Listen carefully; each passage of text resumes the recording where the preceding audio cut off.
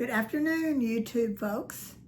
This is Betty Haller. I'm back again to talk to you about artwork and my art journey. And I know God loves us to be humble, and so I'm about to be very humble and show you some of my early works that were really not good.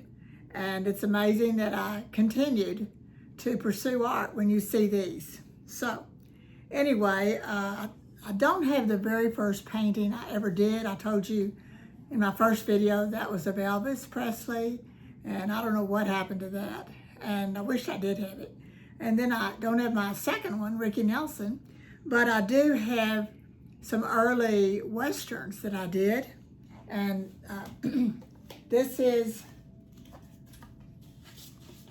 one of the very early ones.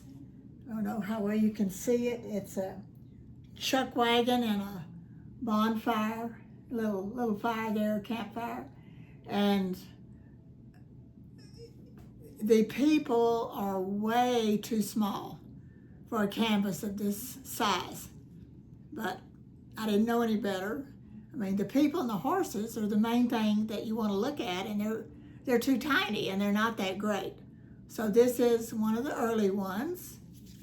Okay. Then this is also an early one. It's not quite as bad as that one. I've got the house bigger and a windmill. There's no people or horses in it, which do make it more interesting, I think. But anyway,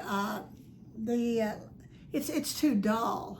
It's too gray. There's not much punch to the color, which I'm sure you would agree. So that's an early one. Then we have this one. It's quite large. I'm not sure I can get it all on the screen there. Maybe I can. Anyway, it's the horse. I think he's too small for the cowboys. I didn't know a lot about sizing and relative sizes back then, and the cowboys, they're not that great either. So one thing I'm going to tell you that really helped me do better work, let me show you this last one. Okay, in this one, the horses are too small. For that man, if he walked back there, they would be more like a puppy dog than a horse. So relative size is a difficult thing to know how large to make an animal or a person that's in the background from another person. So what I learned from all these bad paintings is you need models.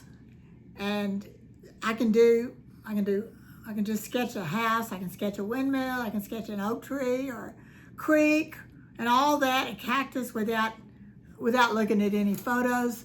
But when you get into people and horses, you really need to see it, I think.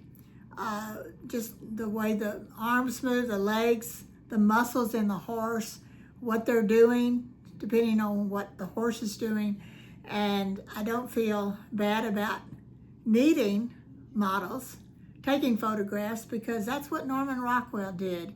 He had his family, he had his friends, his neighbors posed for him, and his paintings, as you know, were awesome.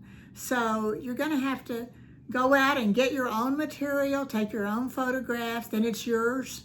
And go to, like I went to rodeos. I had friends that were real cowboys that posed for me. They had their horses. So anyway, whatever you're going to paint, I believe you need to really look at it. If you're going to do still life, set it up on your dining room table, fruit, flowers, whatever it is. You need to see it. And then you draw it on the canvas and then you paint it. So we'll get into that part next time maybe. But for now, I just wanted to humble myself before you and show you some of the early things I did, which should give you hope if you don't like your work, that you can improve. So anyway, see you next time.